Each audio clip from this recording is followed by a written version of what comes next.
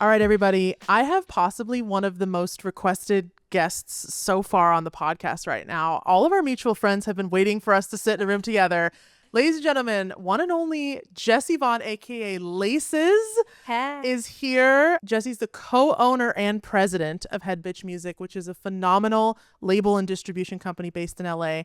Jessie, welcome to the podcast. Yeah, so happy to be here. I have to start us out with a chapter of your career in the Charlotte Sometimes category. Now, when I say that name, some of you may know, you've heard this name before. You had an entire career beginning as Charlotte Sometimes as a solo act. I just want to talk about what that time meant for your career really early on. Yeah, Charlotte is also my middle name, so I do go by it sometimes. But yeah. I see. I started with that name when I was 18. I remember kind of talking about making this record, and my maiden name is Jessie Poland, and I was told that wasn't going to work. So I read the book Charlotte Sometimes by Penelope Farmer, and there's a Cure song about it. And so I just kind of took on that persona. But it was a great time, and it was the worst time. It was a lot of different things. Being a young woman, a teenager in the music industry is very hard to navigate, especially back then when women weren't really coming together the way they are now. But I got to do a lot of exciting things, and I wouldn't take that time back. I feel like it's really shaped who I am and has helped me become a better professional. I want to ask too, I'm also of the era of remembering the MySpace days. And I have to imagine, did Charlotte Sometimes have like a really rad MySpace? I mean, I guess it's like depends on who you ask, but I mean, I thought I had a great top 8, and I was always putting songs up there to tell people how I felt about them. I was very active in the MySpace scene, even the Friendster scene. I don't know if you remember Friendster. I do remember Friendster. And I had a Flickr account. I had a Tumblr account. I was in it to win it. There was like this camera that I got when I was on tour, and they were like, you need to start like vlogging, but they weren't calling it vlogging. I don't even know what it was. And I was like, this is so lame. And now it's like what everybody does. Yeah. Like pre-YouTube even. It was like YouTube had just kind of started, and I didn't really realize that, you could just talk to people. And I didn't love getting like all of that like feedback in real time. So I don't know how kids are doing it these days. What's really cool too is in the MySpace scene, it was also very much like there was real community. There were bands, I think like Panic at the Disco, part of their Lana Del Rey actually too. Like their story was that MySpace community blowing the songs up. So you could have a song. Lily Allen. Yes, you could have a song on your page. I wanted to ask, like, what do you remember about growing an audience at that time? Before that was even a buzzword online. Yeah, it was all about getting online. Like live blogging on Tumblr was like a big thing. Yes. It just started. It was after my record came out, and they're like, okay, you need to be putting all your demos on Tumblr and writing bad poetry, etc. And I did it, and I think it still lives on to this day, which is horrifying. But yeah, I mean, it was all about connecting to fans though. So less to do online and more to do with touring and, waiting for everyone after your show and signing autographs and getting to know them on a personal level. I definitely think I took probably my relationships with my fans at the time like a little too far. I just thought of them as friends and probably let them in my life a little too much. But, I was really thankful for them, and I still am. And I loved connecting to people, and it was a little bit more tangible and like organic then. Yeah, no, it really was. And also it like that culture, the sort of digital online culture played really well with some of the festival culture of the time, including Warped Tour. Charlotte Sometimes had a Warped Tour appearance, maybe a few, honestly. Twice, yeah. Tell me about your Warped Tour journey. Oh gosh, I remember, and Kevin and I have talked about this, so I don't mind saying it, but I remember when my management at the time said, okay, you're going on the Warped Tour. This was like after I think I toured with Train and like doing like all this adult hot AC kind of touring. Oh, yeah. And, I was a ballerina growing up, so I had 3 older brothers, all went to the Warped Tour, but it wasn't really necessarily my scene at the time. So I cried. They're like, "You're going to the Warped Tour," and I was like, "Wait, what? Like, I don't think they're gonna beat me up." Like, I was like, "I don't think I'm this girl. Like, I write pop music." And Katy Perry was on the tour as well that year, so they were kind of testing having pop music and female voices on the tour, like 5 of them, tops. But wow, maybe there's 3. Maybe there's I have to look up that lineup like in detail. You, Katy Perry, and like probably 3 super it was rad like, I think artists. Paramore was on a few dates, and who else? Like Tatiana. So there was only a few of us, and Juliet Sims. I think she was Automatic Love Letter then. Yeah. So it was a different time. So I was kind of afraid, and ultimately though, it was like boot camp, and I really learned how to connect to an audience and get them to come to your stage and really sing for your supper and have a lot of fun with a lot of different types of people. I really enjoyed so much music that I hadn't been exposed to before. And that pop punk community and that punk community has stayed with me all this time. And I'm so thankful for them. And I did it again. I did it once, and then I came back, and, we're even going to the Warped Tour this year to sell some merch and stuff. So I feel like I'm really thankful that I did it, and I learned a lot. It was definitely a little misogynistic back then, but they've really done a lot of things to course correct that. I went last year, like I just keep going back, I went last year to do the Warped Museum, and they were just so great. And so I'm so gracious. And honestly, Kevin, when I first moved to LA, he was the first person to have me over for Thanksgiving. Everyone just is there for you. And I'm still friends with so many people who did it. And what a badass festival and badass people. I'm going to put you on the spot a little bit, Jessie, in a fun way. Okay, great. I like to do research on the artists that come onto my show, and you had a phenomenal album. Personally, I think it's wonderful, that came out in the Charlotte Sometimes era. It's called Waves in the Both of Us. I listened to it in its entirety while I was prepping for this. I want to ask you though, because you kind of had a reaction when I said that when you came in, and I was like, honestly, a lot of those songs, it's giving Nora, it's giving like early Gaga, and I feel like it was just exceptional in that window of time. Do you still relate to the production, to the lyrics? Like, how do you feel many years later listening to that early music? It's like looking back at yourself when you're a teenager, right? You kind of look at it with love and more grace as you get older, because you see yourself younger and you're like, oh, you're going through so much. Like, I wish I could give you a hug, instead of being like, ugh, I hate that girl, So as I've gotten older, I've really embraced that record. I wrote it mostly when I was in high school. Yeah. I was just kind of getting my sea legs as a songwriter and as a vocalist. And I had a pretty intensive reconstructive jaw surgery while trying to make that record. So it's interesting to hear myself sing, and it's almost like I just entered the stage for the first time, and so that can be difficult, but I do relate to the lyrics. I love that I was so free. Yeah. I love that no one's opinions had gotten to me yet, and I just was free to be myself and explore sounds and lyrics the way that felt authentic to me in that moment, and there's something to learn from that. Yeah. But some of my favorite songs are still on there. Like Build the Moon was a song I wrote when I was 14 or 15, and I still love that song so much. And Waves in the Both of Us, I love that song. This Is Only for Now. It was such a fun record, and I loved performing it. It is hard as hell to sing though. So it's a really fun listen. I highly recommend listening. It's a really fun listen. Before I get into this next topic, I did want to ask about your stint on The Voice on Team Blake Shelton. Tell me a little bit about that time on The Voice.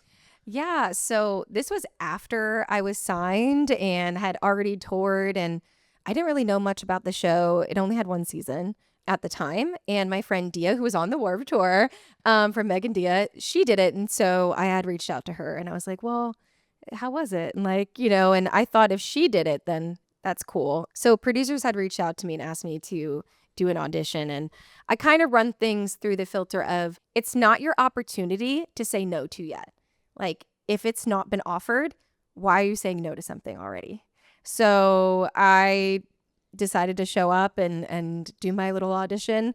Luckily it was private, so I could decide later if I wanted to Yeah. do it. And they said sing a top 40 song, and I sang "It's My Party" by Leslie Gore. Oh, that's perfect. It is a top 40 song. And I was like, you didn't tell me which decade. You didn't tell me which decade. And then I just kind of kept going through the rounds, and before I could even make a decision, they were handing me a mic, and I was like on stage, and it was so awesome. I think for me, I was ready for the opportunity. I think, some of my friends who I absolutely love that have done it as well have had a different experience than me, but it was their first experience with entertainment in the spotlight. So I had already been kind of bruised and battered and gone to the circus. So I was ready, and kind of experienced it in the way that made it fun and less invasive and scary. Like if you didn't win, everything was going to fall apart. I looked at it as an opportunity to have fun. So it was really cool. Great validation when everyone turned around for me. I didn't expect that. And that was cool because for me, I've always been a songwriter that can sing. So I was really nervous about just singing. I've never felt like the strongest singer. So it was cool and validating, but we're all still insecure. I didn't really know Blake at the time, but he seemed like a lot of fun and he seemed kind of tipsy. So I thought that would be a good time. So you are the co-founder and president of Head Bitch Music, which is your own label and distribution company with your husband, Ryan.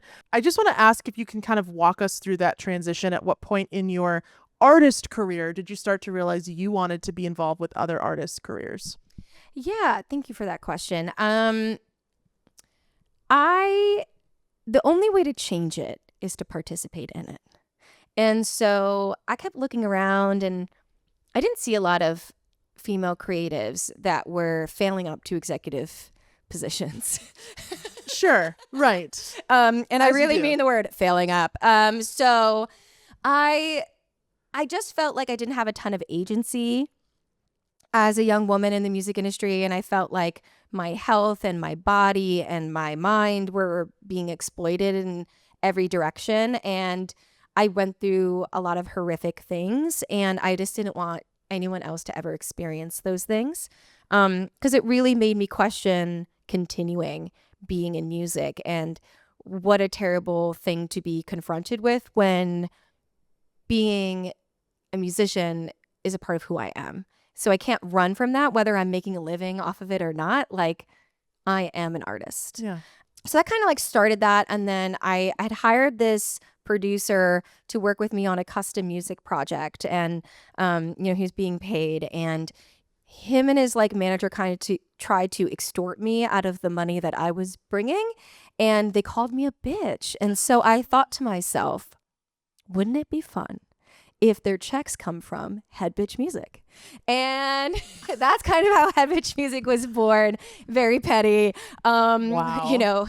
I'm always going to be petty. No, I'm just kidding. But that's kind of how it started. And then at the same time, I started the company with my now husband, and also started to become an executive at other companies. So started to get into sync and run global departments at the same time, building up Head Bitch Music. And we just wanted to be transparent and unafraid and inclusive and a safe place for our friends to land, so that they could, upstream if they wanted to, or they could stay forever, but not stuck.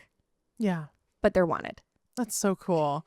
Wow, that's I didn't even know that about the name of the company. How badass is that? Well, not only that did you just start this super successful company, but you're now somebody that, you're an expert, I would consider, in some of these fields. And I just want to use this time that I have with you, very fortunate, to talk a little bit about sync. Yeah. So for those who don't know, actually, you know what? I would love to have you just start us off in this conversation. What is sync in the music industry? I'm going to let you What tell is us. sync? Sync 101. So it's when you synchronize music to picture, moving picture. So it's a very old-timey way of explaining what you're hearing in TV, film, advertising, and gaming. So you're watching your favorite TV show and you hear a song that's what syncing music is. So it's also the exchange of legal rights to have those songs in the shows. Absolutely. And there's a lot of different entry points when you're an artist who wants to have your song in those film or TV shows. What are some of the entry points that are really common for an artist to end up with a song placed in that way? Yeah. Well, a lot of times they'll either sign a label deal and or a publishing deal. So your sound recording side as well as your publishing needs to kind of be controlled by someone to be able to pitch it to those opportunities. That's not the only way. You know, an artist can also be moving pop culture and then someone is just going to reach out and try to license a song, or maybe the artist has a relationship with a supervisor. But if you sign to a sync rep or you sign to a label or you sign to a publisher, they are going to engage your music and try to exploit it for film, TV, gaming, advertising, etc. Gotcha. And I also want to, just like in general, if you're an artist in the middle of Kansas, I always say, who is, you know, Hollywood is an aspirational thing for them. How could they start to maybe, like, do they need to be writing music for sync? Do they need to just move here? Like, how do you make that a big piece of your career? Yeah, I mean, I think look at it as a piece of the puzzle, not everything. I think a lot of people look at sync and they think it's a get rich quick scheme, and it's just like anything in the music industry. It's a gamble. It's a lotto. Like, we're all gambling addicts here. Very, very true. You know what I mean? Very, very true. But you can make sure your songs are registered properly. You have a PRO. You control your music on both sides. Having all of that, at least you have a chance of getting your songs licensed. But if you don't have any of that in place, then no one can actually do a deal with you. Having your files, your instrumental, your full wave, a clean version, having lyrics ready to go, knowing if you own your song or not, who needs to clear it. Because if Joe Smith wrote the song with you and they're in Hawaii and they have all the files, and they actually are on a silent retreat now and they're not responding, you're not getting a sync. Yes. But you don't have to be in LA or New York to participate. You just have to be releasing music and starting, and you don't have to make music for sync. I think it's more important to be authentic to who you are.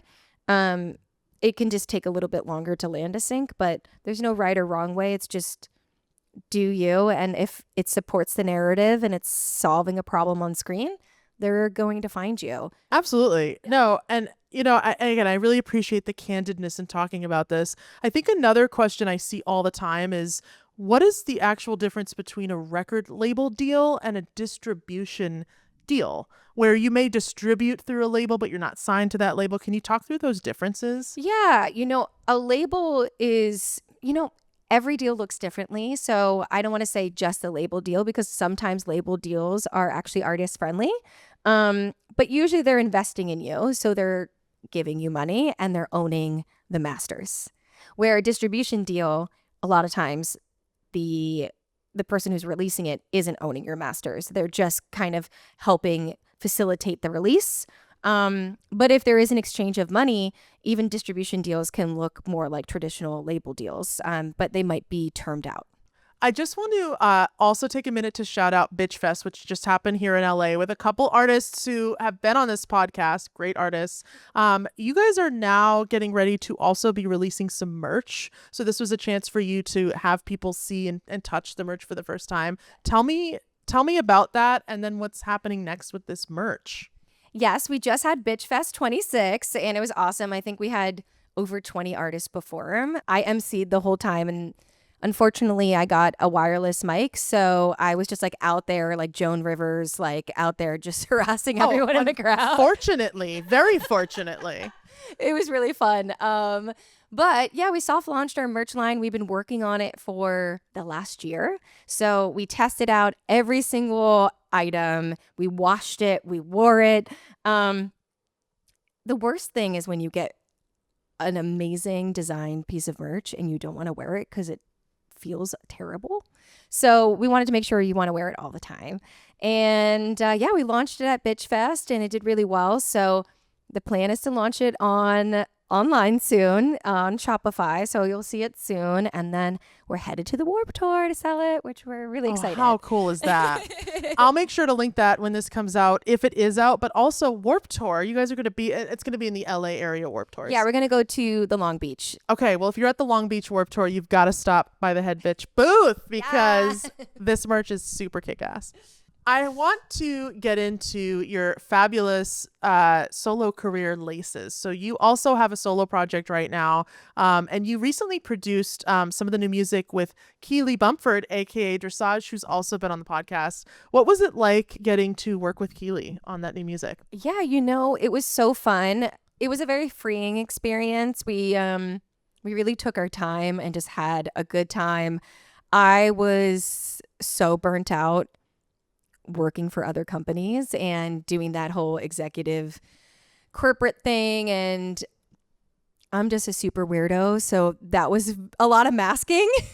Yeah. So we wrote a concept record called Work, and I just vented about work, and I just felt like there wasn't an album for millennials who are working or not working or just frustrated with running in place. The multi-hyphenate thing really, Yeah. That's another thing to credit to the millennial, sort of the boom of the multi-hyphenate. And absolutely, I love a lot of those songs. Is it the one Open for Business? Yeah. Is that what it's, okay, I love that one. Thank you. But there's a lot of fun imagery that came from that. What was the creative process for making the content for a lot of that, so the social media content? Ooh, I worked with an amazing company called Peanut Butter Friends. I am absolutely obsessed with Hazel in Georgia.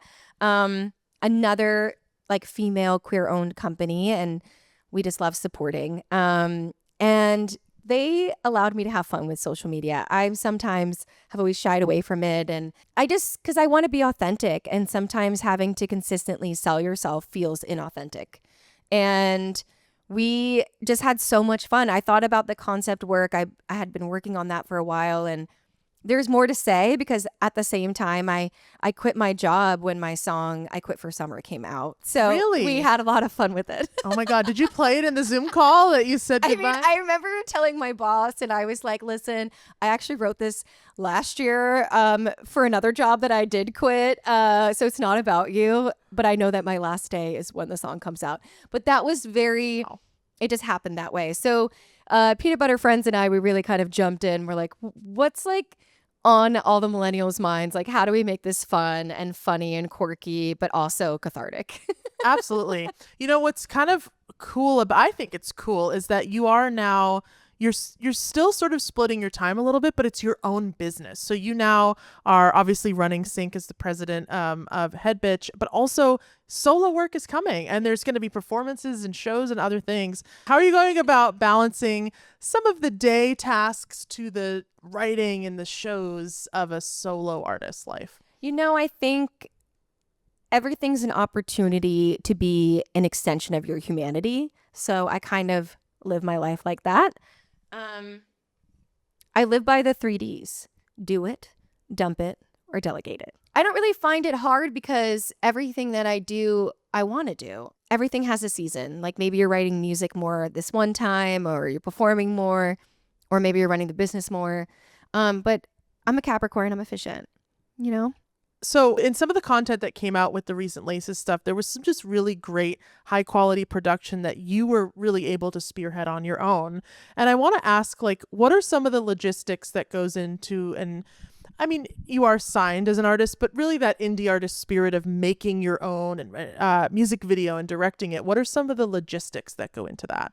Oh, I love logistics. I think I knew I wanted to learn how to dance again for one of my videos that I did, Open for Business. So I hired a choreographer. Unfortunately, it was during the fire. So, logistically, I had to work on my own most of the time. And I had to find, a space to shoot it.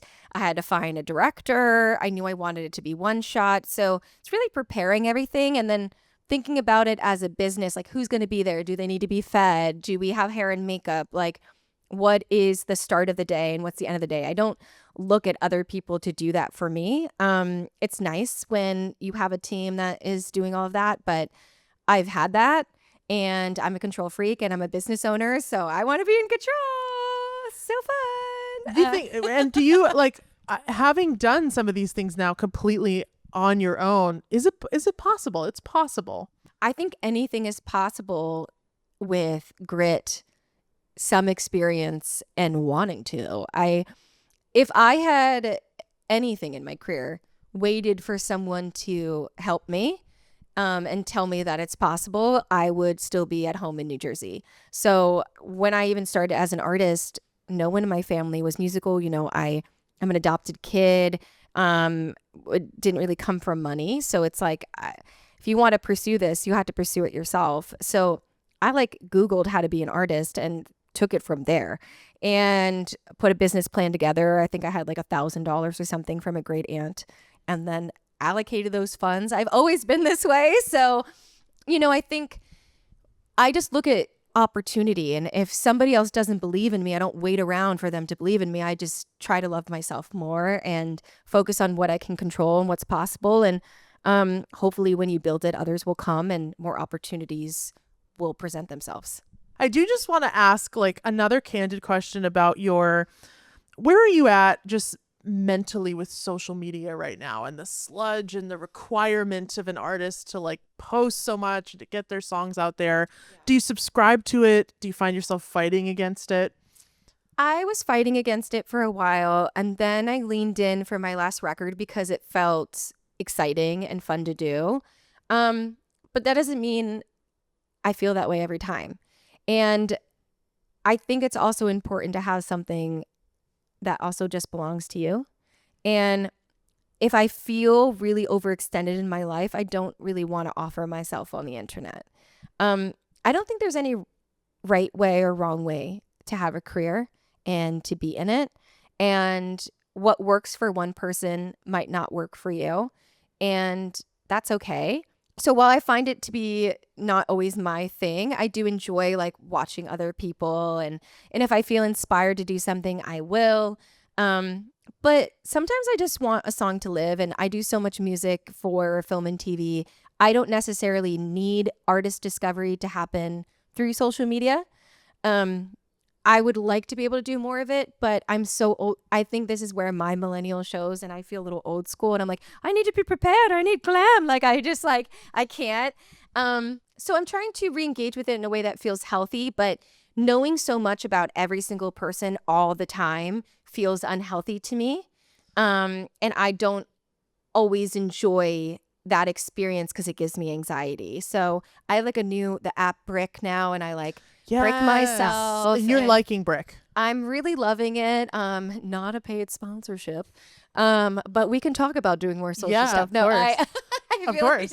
I'll block while I'm blocked on socials. I'll talk about your stuff. Let's do it. I can be bought. I think that it's been good for me. I think that comparison is tough, and when you have your eyes on other people's paper, it can really rob you of joy and rob you of something amazing to say. And I don't want to rob myself of my own artistic spirit. Yeah. That's how I feel. It's a great answer. Well, Jessie, Laces, Charlotte, Sometimes, all the wonderful chapters of your career. Thank you so much for being on the podcast. I do want to ask, where can people find you? What's coming up next that they need to know about? Yes, we're going to have some more bitch fests. So definitely stay tuned for that. And you can find me. I'm just a Google away. But I'm just a Google away. You can find me at Head Bitch Music without the I, because we can't run ads. Misogyny. Yeah, that's a thing. And you can find me at Laces all caps. So you'll find me at all those places. I will make sure to link all of your wonderful things. Thank you so much for being on the podcast.